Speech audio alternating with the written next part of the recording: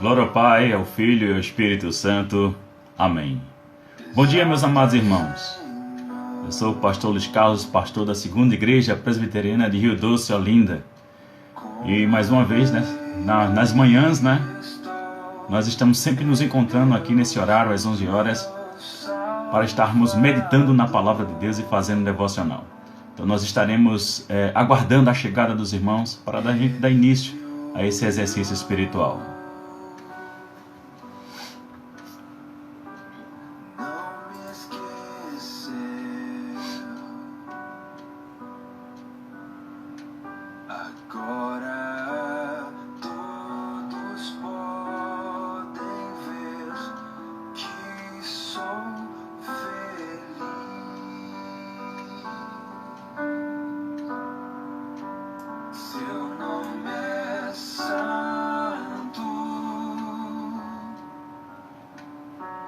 Grande em poder,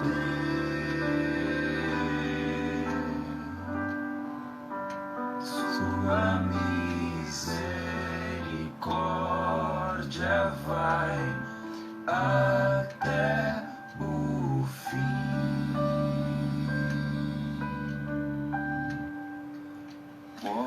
Bom dia, Carmen. Graça e paz.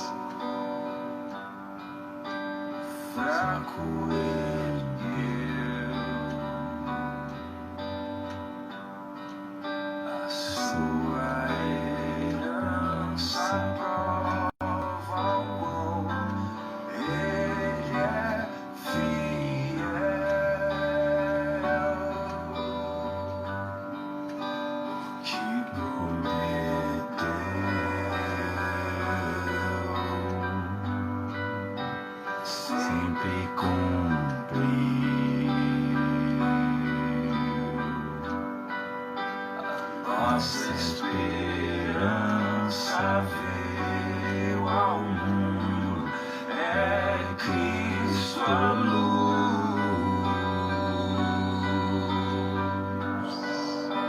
Seu nome é santo, grande em poder. Graça e paz, igreja. Graça e paz, Kátia.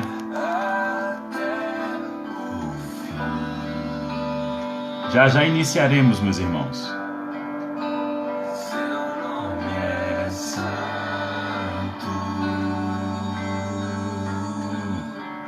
grande em poder,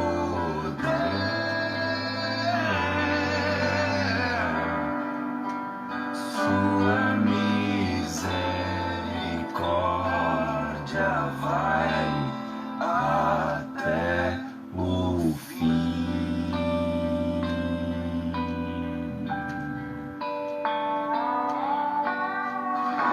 Graça e paz, Dulce, bom dia.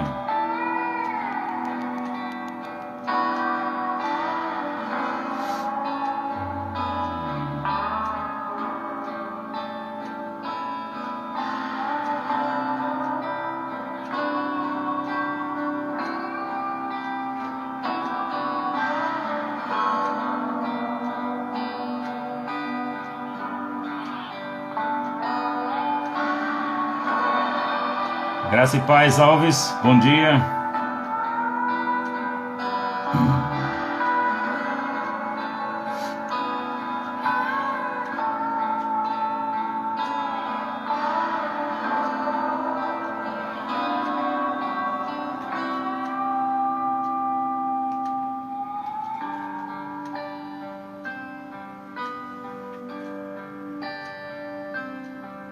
Graça e paz, Regina. Meu coração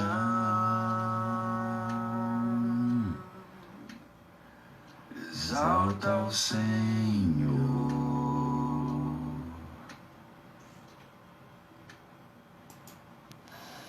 Glória ao Pai, ao Filho e ao Espírito Santo.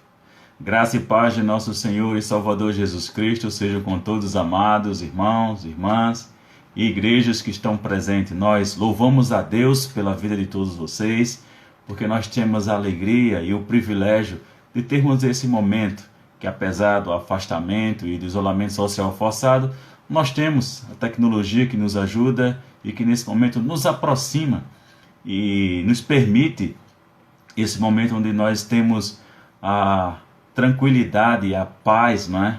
De estarmos no exercício devocional e meditar na palavra de Deus. Então eu convido a todos os amados irmãos, nós estaremos fazendo a leitura na carta de Tiago.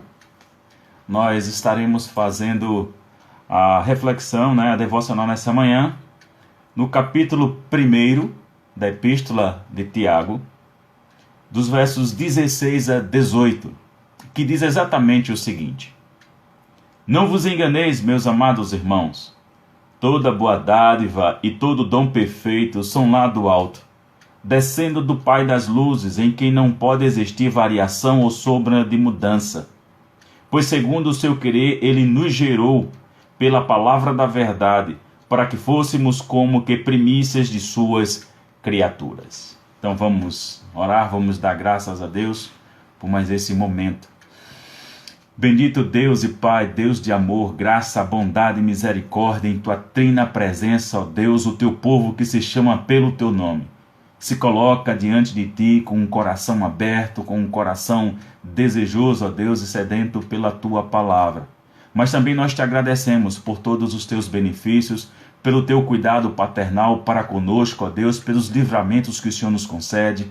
Muito obrigado, ó Deus, pelo lar, que é fruto da tua graça em nossas vidas, que cada um de nós temos. Muito obrigado pela tua misericórdia, ó Deus, essa amada misericórdia que se renova todas as manhãs em nossa vida. Muito obrigado, ó Deus, porque o Senhor não nos trata segundo as nossas iniquidades, e sim, segundo, ó Deus, a tua misericórdia, esta misericórdia, o qual nós continuadamente te agradecemos, ó Deus. Muito obrigado pelo perdão dos nossos pecados, Pai Santo. Graças te damos pela salvação em Cristo Jesus. Louvamos o teu nome, porque sabemos que o Senhor é o único que é digno de todo louvor e de toda adoração. E rogamos em nome de teu Filho, ó Pai, que o teu Espírito Santo, esse em que nós habita, para o louvor do teu nome, nos ilumine a nossa mente e coração e nos aplique a tua palavra, para que tudo em nós, ó Deus, o Senhor seja exaltado e glorificado, em nome de Jesus. Amém. Meus amados irmãos, nós temos aqui Tiago fazendo uma exposição de uma temática que sempre nos chama a atenção. Mas antes de podermos falarmos daquilo que a perícope tem como título Origem do Bem, a gente vê Tiago anteriormente em sua linha de argumentação falando que o homem ele é bem-aventurado justamente por saber suportar, logicamente, e com perseverança a provação, e depois de ser aprovado receber a coroa, não é? Vamos assim dizer como o texto ele coloca. Então, meus irmãos, Tiago vem fazendo aqui uma distinção interessante antes de entrar neste ponto, que ele difere do que é provação e do que é tentação. E deixa bem claro que Deus ele não tenta ninguém, que o homem ele é tentado segundo suas próprias paixões, seu próprio desejo, pela sua própria cobiça, e quando essa ocorre, acontece, e aí gera o pecado, e quando o pecado acontece, ele também gera, não é, a morte. Então ele vem trabalhando essa linha de argumentação, e aí ele chega exatamente aqui nesse ponto, depois de ter feito essa distinção, que é importante, e aí ele coloca que nós não devemos nos enganar. Não vos enganeis, meus amados irmãos, porque toda boa dádiva e todo dom perfeito são lá do alto. Então, o que fica claro aqui, meus amados irmãos, é que precisamos entender que nada acontece pela relação da meritocracia, quando se fala da relação de Deus com os seus filhos. Não se trata por questão de merecimento. Em nenhum momento Deus ele olha para nós e existe algo em nós, inerente a nós mesmos, que porventura chame a atenção de Deus por alguma coisa, ou para que Deus de fato ele nos conceda boa dádiva, ou que a gente se posicione diante de Deus dizendo para Deus que nós somos dignos ou que somos merecedores de tal coisa, de tal favor e de tal bênção. Isso não existe, isso é falso, isso é diabólico, inclusive. Porque a nossa relação sempre com Deus, ela está sempre por meio da graça. Então, não há como a gente pensar na nossa relação com Deus em um outro aspecto, em uma outra linha de pensamento. Não tem como a gente argumentar de outra forma e não há como nem sequer fundamentar de outra maneira. Porque tudo na nossa vida, meus amados irmãos, é mediante a manifestação da graça de Deus. A gente sabe que graça é um favor imerecido, a começar da própria salvação em Cristo Jesus. Não é? Nós somos salvos pela graça. Mas aqui eu queria chamar a atenção para os amados irmãos, que logicamente, né, ele faz a distinção anteriormente, como eu havia colocado, de que uma coisa é tentação e outra coisa é provação, e a gente não deve confundir essas coisas, mas que a gente deve entender e a gente não pode se enganar que todo bom perfeito vem de Deus. Mas eu acho interessante, meus irmãos, como nós temos a capacidade tão grande de nós nos enganarmos. Isso é lamentável, mas a gente se engana, a gente muitas vezes se sabota. Deixa eu abrir um pouco aqui o leque falando um pouco a respeito disso, né? Não estou extrapolando, logicamente, em hipótese alguma, o sentido do texto, ok? O texto é bem claro naquilo que ele fala. Mas essa questão de a gente não nos enganarmos é muito séria, é muito profunda. Quer ver um grande exemplo de como a gente se engana e a gente às vezes não tem a percepção disso? Vou dar um exemplo para vocês. Digamos que você tenha um compromisso às 2 horas da tarde, às 14 horas, ok? Você tem um compromisso. Você acordou por volta das 7h30, você levantou, você tomou banho, você tomou café, você se organizou e você via o que é que você tinha para fazer ainda durante a manhã e estando ciente que você teria aquele compromisso às 14 horas, ok? Então você começou a organizar uma coisa, outra, tal, daqui a pouco você olhou o relógio 10 horas, ainda dá tempo. É às 14, então deixa eu continuar fazendo algumas coisas. E você continua fazendo, arrumando uma coisa, vendo outra, tal. Daqui a pouco é meio-dia, aí você olha, não, mas ainda dá. Aí faz uma coisa, faz outra, aí de repente quando você olha já é quase 14 horas.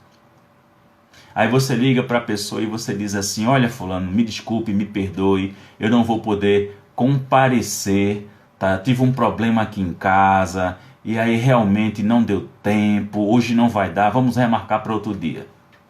O que é isso? Você se ocupou propositadamente. Você se sabotou emocionalmente. Você não queria ir para esse compromisso às 14 horas com aquela pessoa. Então você conseguiu de forma... como é que eu posso colocar? Você conseguiu com grande maestria enganar a si mesmo e você se convenceu disso. Então a gente tem que ter cuidado que a gente não venha fazer isso na nossa relação com Deus. Nós nos enganarmos a nós mesmos, porventura achando que nós somos merecedores de alguma coisa. E muitas vezes, irmãos, é interessante observar que às vezes a gente pensa isso, quando às vezes a gente está passando por determinadas situações, por determinadas provações, e a gente faz, meu Deus, por que eu mereço isso? É o pensamento errado.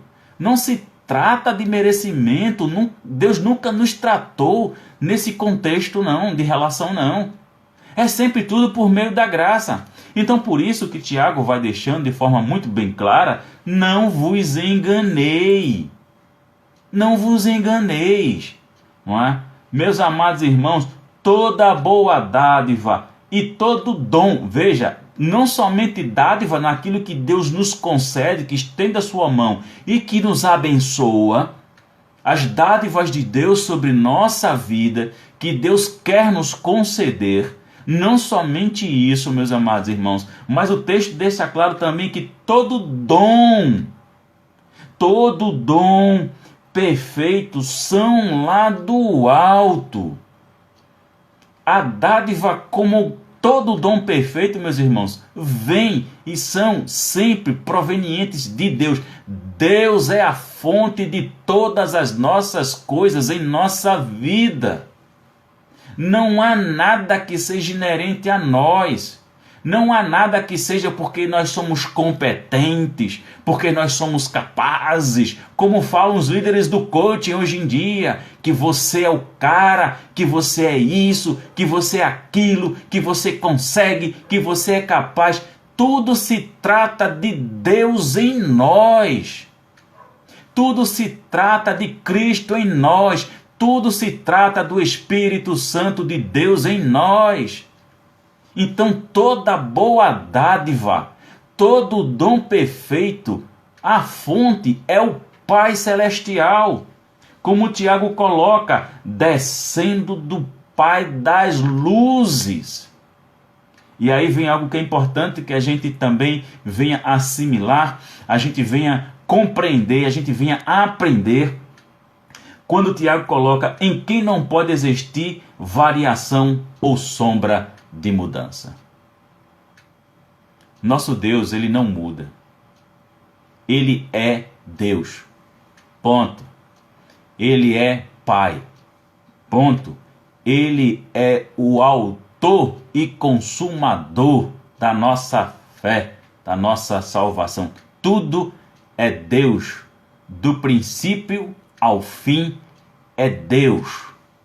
Então nós precisamos entender que o nosso Deus, meus irmãos, ele não varia.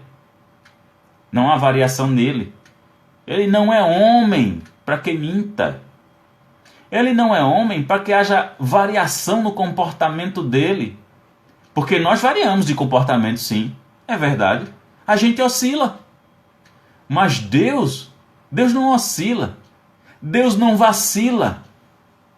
Deus é Deus, meus irmãos.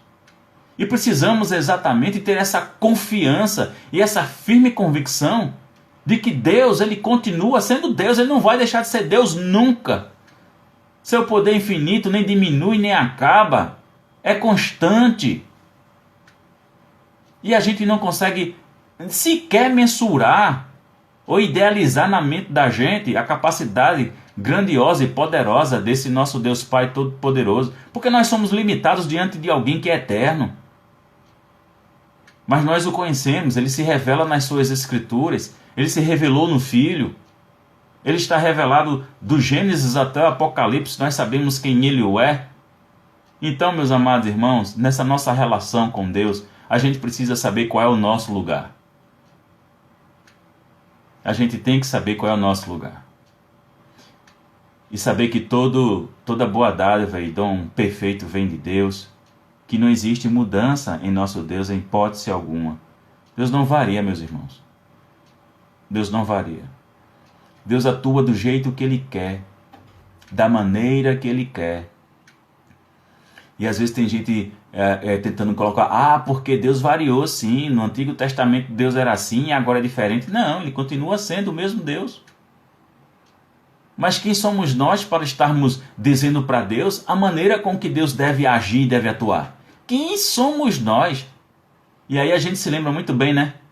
Pode o barro lá sendo amassado dizer assim pro oleiro, olha, me faz desse jeito?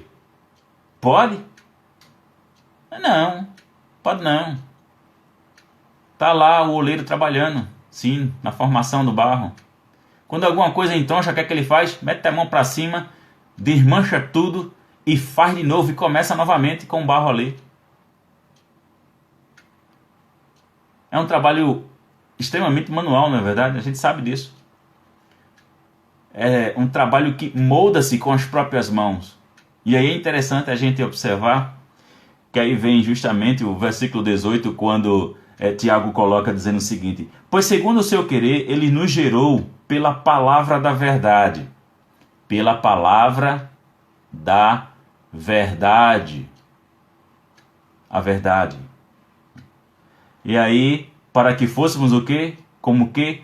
Primícias das suas criaturas. Irmãos, o homem é a coroa da criação. Exatamente. O homem é a coroa da criação. E uma vez que nós somos convertidos por Cristo, uma vez que nós somos regenerados, não é? Transformados de fato, e aí nós recebemos o Espírito Santo, a gente recebe a fé para abraçar Cristo como Salvador, a gente recebe o Espírito Santo, não é? Somos selados pelo Espírito de Deus. e nós temos a imagem de Deus restaurada em nós. E é interessante a gente pensar nessa condição, nessa posição de nós sermos a primícia da criação. Nós somos corregentes com Deus no governo da terra, preservação e do cuidado que a gente tem que ter com a obra criadora de Deus. E nós precisamos também ter cuidado, meus irmãos, uns com os outros. Você já parou para pensar que quando você olha para o seu amado irmão ou irmã, você está vendo ali a imagem de Deus? Já parou para pensar nisso? Já parou para pensar na qualidade da relação que a gente desenvolve uns com os outros? E a gente ter em mente, olha, eu nasci de novo, meus irmãos também nasceram de novo, a imagem de Deus em nós fora restaurada, não é? E que alegria, que coisa tão boa. Mas quando nós nos relacionamos, nós estamos levando isso em conta. Quando nós ofendemos, quando nós pecamos, quando magoamos e machucamos alguém, nós estamos considerando que ali está justamente alguém cuja imagem de Deus fora restaurada, irmãos. A gente precisa viver isso. A gente precisa olhar com a cosmovisão bíblica. A gente precisa aprender a olhar de acordo com as próprias Escrituras. E isso é muito sério. O texto deixa claro que a gente não deve nos enganarmos em relação à perspectiva anterior textual, de que a gente deve fazer a distinção clara entre o que é ser tentado e o que é ser provado, o que é passar pela provação. O homem que passa pela provação e resiste com perseverança, este é sim um bem-aventurado e receberá a coroa da vida. Mas ninguém pode estar dizendo que é Deus que nos tenta. O homem ele é tentado pela sua própria cobiça, pelos seus próprios desejos, e quando dá luz a esse tipo de coisa, então surge o pecado que gera morte, porque a gente sabe que o salário do pecado é a morte. Então Tiago, de forma tranquila, depois de fazer esse discurso, então ele começa a colocar para nós que a gente não deve se enganar, que toda boa dádiva vem da parte de Deus, e a gente deve estar consciente disso, que não há nada nessa relação com Deus que seja por meio da meritocracia, não é? Por meio dessa relação de troca, eu sou bonzinho, eu sou assado, e aí Deus está vendo que eu sou um bom filho, e aí está derramando a sua bênção, então eu vou procurar ser cada vez mais eficiente, mais eficaz em ser um bom filho. Não é uma relação de troca, muito pelo contrário. Tudo é dádiva mediante a graça de Deus. Então tudo aquilo que Deus nos conceder não é porque Ele olha para nós e enxergue merecimento de nossa parte, porque na nossa relação com Deus o que nós devemos fazer é sermos obedientes a Deus e sermos gratos a Deus pela grande obra da salvação em nossas vidas. Devemos lutar, nos esmerar pelo desenvolvimento da santificação diária na nossa vida, a mortificação do pecado na carne diariamente, e devemos estar atentos que todo dom perfeito, meus irmãos, tudo o que nós somos espiritualmente capacitados, não se trata em nenhum momento de algum mérito de nossa parte, mas sim da manifestação da graça e do poder de Deus em nós, que atua, que opera em tudo e em todos. E aí a gente chega nessa perspectiva de a gente entender, de a gente compreender que não há nenhuma sombra ou variação de mudança no caráter do nosso Deus. Seu caráter é santo, e é bom que a gente corresponda ao caráter de Deus, ao estarmos refletindo em nós ao caráter de Cristo, porque para isso nós fomos de fato eleitos para sermos conforme a imagem de seu Filho unigênito. Então, meus irmãos, a gente chega no momento em que o Tiago ele coloca que nós somos como que primícias da obra criadora, e nós somos de fato a coroa da criação da parte de Deus. Então nós devemos enxergar dessa forma, nós devemos ter essa visão da parte de Deus, e devemos ter exatamente muito cuidado na relação de uns para com os outros, não é?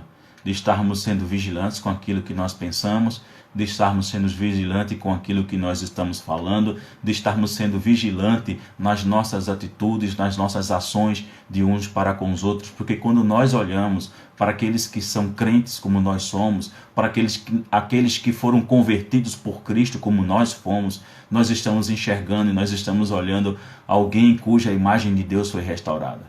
Nós estamos olhando para o nosso cônjuge dessa perspectiva. Nós estamos olhando para nossos filhos nessa perspectiva. Nós estamos olhando para um presbítero, um pastor, um diácono, um líder, qualquer irmão, o zelador, sabe? O faxineiro, quem quer que seja. Nós estamos olhando para alguém que nasceu de novo e cuja a imagem de Deus fora restaurada.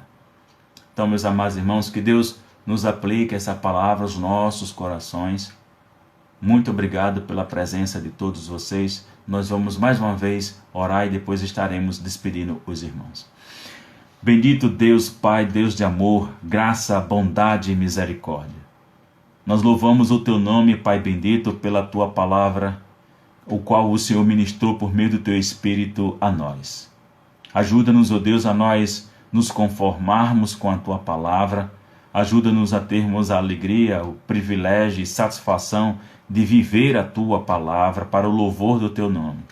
Também queremos rogar, nós intercedemos por todos os amados irmãos, irmãs, igrejas presentes neste momento aqui conosco, que a Tua boa mão esteja sobre todos eles, que a Tua boa mão esteja sobre o conselho das igrejas que estão presentes aqui, ó Deus, iluminando, capacitando, orientando e conseguindo o discernimento do Teu Espírito, a fim de estarem conduzindo o Teu rebanho de forma que o Senhor seja exaltado, o Senhor seja glorificado na vida destes conselhos.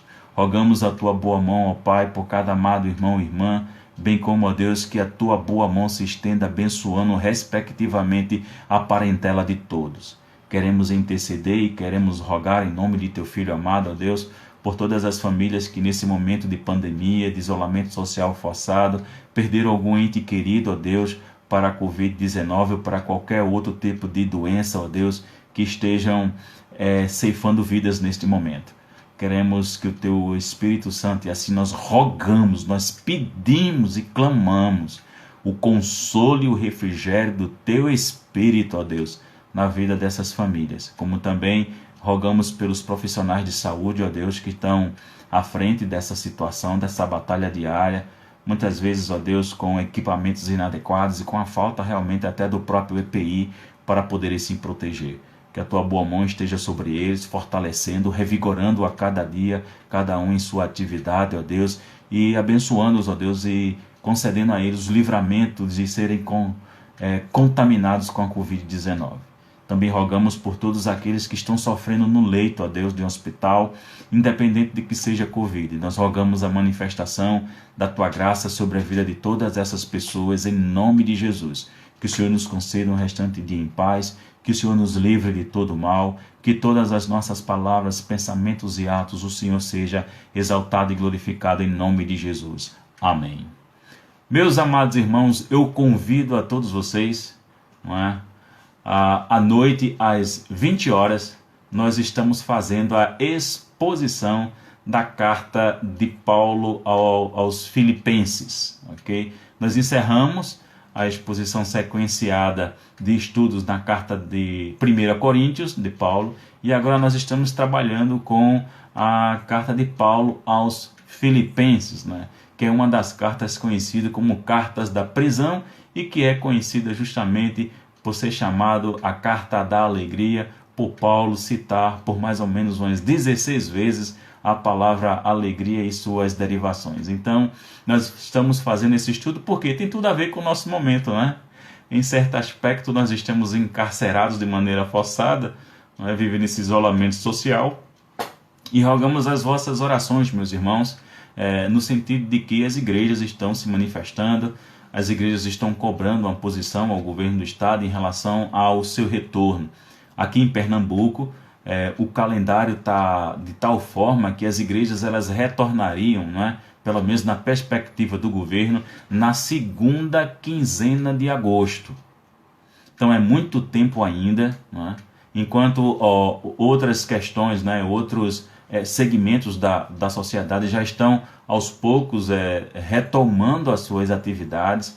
A gente está vendo aí metrô lotado, ônibus lotado, mas existe uma dificuldade para que a igreja venha se reunir, não é verdade? Como se a igreja fosse de fato algo ruim ao ponto de juntar pessoas e gerar o crescimento aí da transmissão da Covid-19, etc. A gente acha isso estranho porque quando a gente vê os ônibus da maneira que estão sendo superlotados e os metrô também da vida estão mega hiperlotados, a gente não consegue entender porque esse pensamento é colocado para a igreja e um pensamento para outra situação, não é? A gente não entende. Mas a gente continua orando, a gente continua perseverando, estamos aguardando aí um retorno do governo nesse sentido. As igrejas já entraram com documentos, não é? Solicitando aí a modificação do artigo da lei para que venha permitir, né? E que se defina um protocolo para as igrejas voltarem a funcionar. Então estejamos perseverando nas orações nesse sentido. Deus os abençoe e até a noite, meus amados irmãos. Mais uma vez, muito obrigado pela presença de todos vocês. Deus os abençoe em nome de Jesus. Amém.